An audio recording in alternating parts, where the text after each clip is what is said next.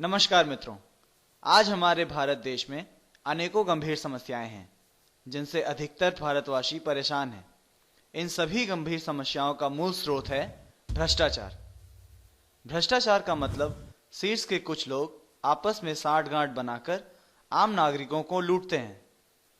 आश्चर्य की बात यह है कि भ्रष्टाचार वही करते हैं जिनको हम नागरिक ही वेतन देते हैं, जैसे मंत्री, जज, अधिकारी। लेकिन क्या कभी आपने सोचा है कि अधिकतर भारतवासी चाहते हुए भी इन भ्रष्ट जज, मंत्री और सरकारी अफसरों में भ्रष्टाचार कम क्यों नहीं कर पा रहे हैं? या इन भ्रष्ट लोगों की इतनी हिम्मत कैसे होती है कि वे करोड़ों नागरिकों के विरुद्ध जाकर उन्हें लूटते हैं? जब तक नागरिकों के हाथ में इन भ्रष्ट नौकर यानी कि भ्रष्ट जज, भ्रष्ट मंत्री, भ्रष्ट अफसर को सजा और नौकरी से निकालने का अधिकार न दिया जाए, तब तक देश में कोई भी अच्छा बदलाव नहीं आएगा। हर देश की रीढ़ की हड्डी होती है वहां का न्यायतंत्र। न्यायतंत्र एक पेड़ की जड़ की तरह है। यदि पेड़ का जड़ खराब हो तो आप चाहे जो भी कर लो, समाज या देश में कोई भी सुधार नहीं आएगा।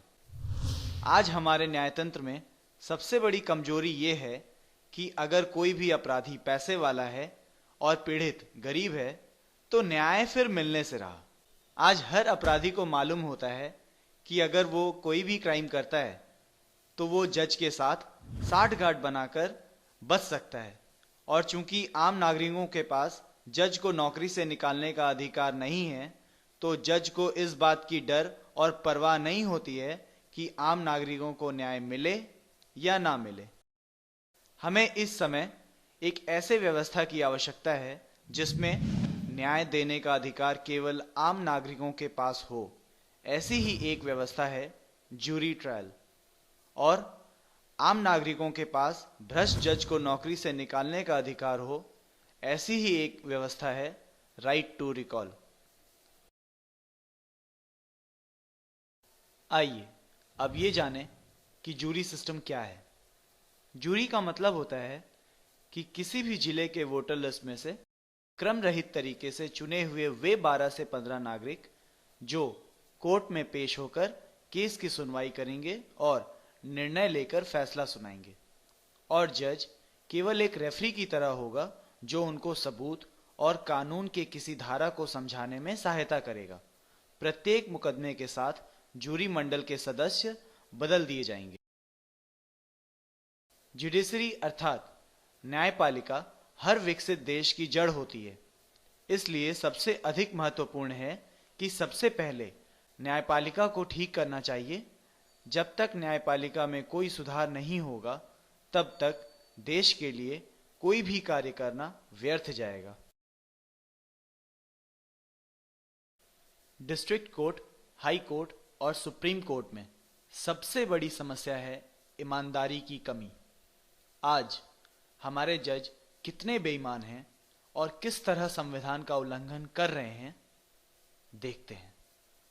संविधान ये कहता है कि सुप्रीम कोर्ट और हाई कोर्ट के जज की नियुक्ति देश के राष्ट्रपति ही करेंगे। यदि वो चाहें तो सुप्रीम कोर्ट के चीफ जस्टिस की सलाह ले सकते हैं, अन्यथा नहीं भी ले सकते हैं। परंतु 1992 में न्यायपालिका को स्वतंत्र बनाने की आड़ में सुप्रीम कोर्ट के जज ने इसे बाध्य बना दिया कि जजों की नियुक्ति अब केवल वो ही कर सकते हैं। इस प्रकार संविधान का अतिक्रमण किया गया और जजों की नियुक्ति की सत्ता हड़प ली गई। अतः इस कारण सुप्रीम कोर्ट और हाई कोर्ट के जज अदालत और वकील समूह को अपने रिश्तेदार और रिश्तेदारों के मित्रों से भर रहे हैं। ट्रांसपेरेंसी इंटरनेशनल के एक सर्वे में भारत के लोगों ने पुलिस के बाद सबसे भ्रष्ट स्थान कोर्ट को दिया है। यह सर्वेक्षण भारत के 25,000 नागरिकों से अधिक में किया गया था।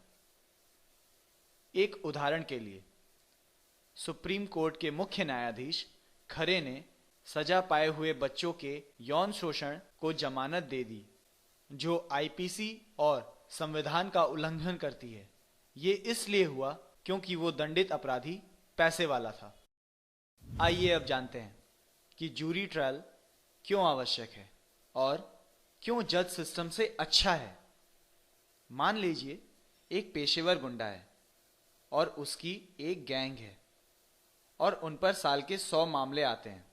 ये 100 मामले 5-6 जजों के पास जाएंगे। इन जजों और इनके रिश्तेदारों से इस गुंडे की सांठगांठ होगी। गुंडा जज के रिश्तेदार के यहां जाकर सलाह लेने के नाम पर रिश्वत के लिए चेक दे सकता है। इस तरह जज को वायट में पैसे मिल जाते हैं और जज गुंडे को फायदा पहुंचाने के लिए तारीख पर तारीख देकर केस को लटका सकता है ताकि गुंडे को गवाह खरीदने और तोड़ने का समय मिल जाए। यह था जज सिस्टम। अब देखते हैं कि ऐसी ही परिस्थिति में जूरी सिस्टम कैसे काम करेगा। जूरी सिस्टम में एक व्यक्ति के पास एक ही मामला होता है। जूरी सदस्य लॉटरी द्वारा लाखों नागरिकों में से चुने जाते हैं, इसलिए कौन जूरी सदस्य होगा गुंडा नहीं जान सकता। जूरी के सदस्य सुबह से शाम तक केस को सुनते हैं और हफ्ते 10 दिनों में फैसला सुना देते हैं। इन सब कारणों से गुंडे के लिए जूरी सदस्यों के साथ सेटिंग बनाना जज सिस्टम के तुलना में बहुत कठिन है और गैंग के 2-4 गुंडों को जेल होते ही गैंग टूट जाती है और जब किसी एक अपराधी को बहुत जल्दी सजा मिलनी शुरू हो जाएगी तो बाकी अपने आप सीधे होना शुरू हो जाएंगे। जज सिस्टम में जो सबसे बड़ी समस्या है, जजों का अपराधी, वकील और दूसरे जजों के साथ सांठगांठ होता है और इसमें भाई भतीजावाद भी बहुत होता है। ये कमियां जूरी सिस्टम में जज सिस्टम के तुलना में बहुत कम है। इसलिए जूरी सिस्टम दुनिया का सबसे तेज, सबसे ज्यादा न्यायपूर्वक फैसला दिलवाने वाला सिस्टम है। जहां जज सिस्टम है, उन देशों के मुकाबले जिन देशों में अच्छा मजबूत जूरी सिस्टम है, वहां भ्रष्टाचार और अपराध कम है। आज अपराधियों को मालूम होता है कि अगर वो कोई भी क्राइम करते हैं तो वो जज के साथ सांठगांठ बनाकर बच सकता है और चूंकि आम नागरिकों के पास जज को नौकरी से निकालने का अधिकार नहीं है, तो उसे इस बात की डर और परवाह नहीं होती है कि आम नागरिकों को न्याय मिले या ना मिले। जब पीड़ित लोगों को जूरी ट्रायल में जल्द से जल्द और सटीक न्याय मिलने लगेगा और बुरे एवं भ्रष्ट लोगों को सजा मिलने लगेगी, तब आम नागरिक न्याय व्यवस्था से संतुष्ट होंगे और जो बाधा उनको भ्रष्ट जज या पैसे वाले अपराधियों से आया करती थी वो कम हो जाएगी, जिससे देश का विकास होगा और जो विकास 65 सालों से भ्रष्ट नहीं कर पा रहे थे वे जूरी अर्थात आम नागरिकों के मदद से होगा। अब हम देखते हैं कि राइट टू रिकॉल ग्रुप द्वारा प्रस्तावित जिले के स्तर के लिए जूरी ट्रायल की पद्धति क्या है। पहली पद्धति है जूरी एडमिनिस्ट्रेटर की नियुक्ति। मुख्यमंत्री प्रत्येक जिले के लिए जूरी एडमिनिस्ट्रेटर की नियुक्ति करेंगे जो नागरिकों द्वारा किसी भी दिन बदला जा सकता है। जूरी एडमिनिस्ट्रेटर का कार्य होगा कि वो ग्रैंड जूरी और जूरर्स को चुनेगा। अब हम देखेंगे कि ग्रैंड जूरी और जूरर्स की नियुक्ति और उनके कार्य। जूरी एडमिनिस्ट्रेटर जिले की वोटर लिस्ट में से क्रम रहित तरीके से 30 नागरिकों को चुनेगा जिनकी उम्र 30 से 55 साल के बीच होगी। वे ग्रैंड जूरी कहलाएंगे। ग्रैंड जूरी के सदस्य को क्रम रहित तरीके से 10-10 के 3 समूहों में बांट दिया जाएगा और हर 10 दिन जूरी एडमिनिस्ट्रेटर पहले चुने गए समूह के 10 ग्रैंड जूरी के सदस्यों को रिटायर करेगा और 10 नए ग्रैंड जूरी सदस्य क्रम रहित तरीके से चुनेगा। ग्रैंड जूरी का कार्य होगा प्राप्त शिकायतों में से कुछ शिकायत को चुनेंगे और चुने गए शिकायतों के शिकायतकर्ता को बुलाएंगे। ग्रैंड जूरी सदस्य आरोपी को बुला सकते हैं या उनको ऐसा करने की कोई आवश्यकता नहीं है, या अगर 15 से अधिक ग्रैंड जूरी सदस्य को प्रथम दृष्टि में ये लगता है कि किसी शिकायत पर कार्रवाई होनी चाहिए तो वो बिना शिकायतकर्ता को बुलाए भी आगे मुकदमा चलाने के लिए आदेश दे सकते हैं। ये था ग्रैंड जूरी। अब ज्यूरर्स। जूरी एडमिनिस्ट्रेटर क्रम रहित तरीके से 18 नागरिकों की नियुक्ति करेगा जो जूरी कहलाएंगे। जूरी एडमिनिस्ट्रेटर इन 18 जूरी सदस्यों को 12 मुख्य जूरी और 6 विकल्प जूरी सदस्यों में बांटेगा। किसी भी कारण से यदि कोई मुख्य जूरी सदस्य निकल जाता है तो उसके स्थान पर विकल्प जूरी सदस्य मुख्य जूरी बन जाएगा। जूरी के सदस्यों को न्यूनतम वेतन दिया जाएगा। सुनवाई सुबह 11 बजे से लेकर शाम 4 बजे तक चलेगी। एक कोर्ट में एक ही मामला चलेगा, इसलिए मुकदमे का फैसला अधिकतर मामलों में 1 हफ्ते में आ जाएगा। आइए अब हम ये देखते हैं कि जूरी सिस्टम आने के बाद वर्तमान जज का कार्य क्या बच जाएगा। जूरी सिस्टम में अध्यक्षता करने वाला जज केवल एक रेफरी की तरह काम करेगा।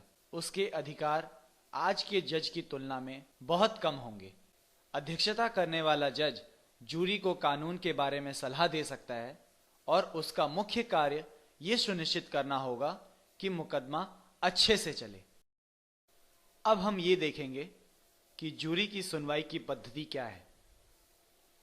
आरोपी और शिकायतकर्ता बारी बारी से एक घंटा के लिए अपनी दलील रखेंगे। दलीलें इस तरह कम से कम 3 दिन तक चलेंगी या तब तक चलेगी जब तक 7 से अधिक जूरी सदस्य ये नहीं बोल देते कि उन्हें और दलील नहीं सुननी है। अंत में दोनों पक्ष अपनी अपनी दलीलों का 2 घंटे में सारांश रखेंगे। फिर जूरी सदस्य कम से कम 2 घंटों तक विचार विमर्श करेंगे। यदि 2 घंटों के बाद 7 से ज्यादा जूरी मंडल सदस्य ये कहते हैं कि विचार विमर्श की जरूरत नहीं है, तो जज जूरी मंडल के प्रत्येक सदस्य से अपना अपना फैसला घोषित करने के लिए कहेगा। अब हम जानेंगे कि जूरी की सजा देने की पद्धति कैसी होगी। हर जूरी सदस्य केस की सुनवाई के बाद अपने अनुसार उपयुक्त सजा सुनाएगा और यह सजा कानूनी सीमा से कम होनी चाहिए। जज सजा की अवधियों को बढ़ते क्रम में सजाएगा और चौथी सबसे छोटी सजा की अवधि को चुनेगा। उदाहरण जैसे जूरी मंडल द्वारा दी गई सजा की अवधियां यदि बढ़ते क्रम में रखें, पहले एक जूरी ने अगर फैसला सुनाया है 1 साल, दूसरे ने सुनाया है 4 साल, उसके बाद 4, 4, 5, 5, 5, 5, 6, 6, 8 और 9, तो चौथी सबसे छोटी सजा की अवधि 4 साल है और बाकी 8 जूरी मंडल के लोगों ने इसे अधिक दंड की स्वीकृति दी है। अर्थात सजा जो है वो 4 वर्षों के लिए होगी। ग्रैंड जूरी के सदस्य ये निर्णय करेंगे कि केस में जमानत होनी चाहिए या नहीं। आपके मन में ये प्रश्न आ रहा होगा कि हम अन्य देशों की नकल करके जूरी ट्रायल लाना चाहते हैं, लेकिन जूरी ट्रायल संपूर्ण भारतीय है। पुराने जमाने में जूरी सिस्टम या भ्रष्ट को आम नागरिकों द्वारा सजा देने के तरीके थे। दयानंद सरस्वती जी ने अपनी पुस्तक सत्यार्थ प्रकाश में लिखा है कि राजा प्रजा के अधीन होना चाहिए, वरना वो आम जनता को उसी तरह खा जाएगा जिस तरह शेर हिरण को खा जाता है। वो ऐसा अन्यायपूर्ण दंड या अन्यायपूर्ण सजा द्वारा करेगा। यहाँ राजा से मतलब राजवर्ग या प्रशासन चलाने वाले हैं, जैसे प्रधानमंत्री, मुख्यमंत्री, जज, अफसर आदि। और अधीन का मतलब है कि साधारण नागरिक के पास बदलने या सजा देने का अधिकार होना चाहिए उन भ्रष्ट अधिकारियों को जो देश चला रहे हैं। जूरी सिस्टम और अन्य लोकतांत्रिक प्रक्रियाओं के कारण हमारा देश उस समय संपन्न, खुशहाल था, लेकिन ये खुशहाली बाद में कम हो गई जैसे जैसे ये प्रक्रियाएं या तरीके गायब होते गए। हांगकांग और हमारे देश दोनों में कमियों वाला जूरी सिस्टम अंग्रेज लाए थे ताकि आम आदमी में असंतुष्टि ना हो, लेकिन हमारे देश में भ्रष्ट नेहरू और भ्रष्ट जज जूरी सिस्टम को खत्म कर दिया। वहीं हांगकांग के नागरिकों को आजादी मिली 1997 में, तो उन्होंने इसे मजबूत बना लिया और उनका भ्रष्टाचार और अपराध बहुत कम हो गया। ऐसा क्यों हुआ? क्योंकि हांगकांग के कार्यकर्ताओं ने सिस्टम पर अपना ध्यान केंद्रित करके अपने नेताओं को मजबूर किया कि वे जूरी सिस्टम को और मजबूत करें, जबकि भारत के कार्यकर्ता केवल व्यक्ति की अंध पूजा ही करते रहे और देश के लिए अच्छी प्रक्रियाओं पर ध्यान केंद्रित नहीं किया। NJC अर्थात राष्ट्रीय न्यायिक आयोग क्यों एक बेकार विचार है? देश के प्रसिद्ध बुद्धिजीवियों ने राष्ट्रीय न्यायिक आयोग की मांग की है, जिसमें लगभग 5 से 15 लोगों के पास ही सुप्रीम कोर्ट व हाई कोर्ट के जजों को नौकरी पर रखने या हटाने का अधिकार होगा। ये 5 से 15 लोग बहुराष्ट्रीय कंपनियों और उच्च वर्ग के लोगों के पास बिक जाएंगे और राष्ट्रीय न्यायिक आयोग के आने के बाद भी कोर्ट बहुराष्ट्रीय कंपनियों और उच्च वर्ग के लोगों की जागीर बन जाएंगे। अभी कुछ दिनों से फास्ट ट्रैक कोर्ट की मांग की जा रही है। अगर ये बन भी जाए तो आम नागरिक को कोई न्याय नहीं मिलेगा, क्योंकि फैसला तो वही भ्रष्ट जज ही सुनाएंगे और कोई भी केस को फास्ट ट्रैक कोर्ट में भेजना है या नहीं, ये भी निर्णय भ्रष्ट जज और भ्रष्ट नेता ही करेंगे। इस सिस्टम अर्थात जूरी ट्रायल को हम आम नागरिक ला सकते हैं, जैसे 1977 के कार्यकर्ता आधारित जन आंदोलन द्वारा, जब कुछ लाख कार्यकर्ता और कुछ करोड़ साधारण नागरिकों ने इंदिरा गांधी को मजबूर किया था भारतीय राजपत्र यानी कि गैजेट में ये डालें कि इमरजेंसी को रद्द किया जाता है। आइए अब हम ये जानते हैं कि साधारण नागरिक भारत में जूरी सिस्टम कैसे ला सकते हैं।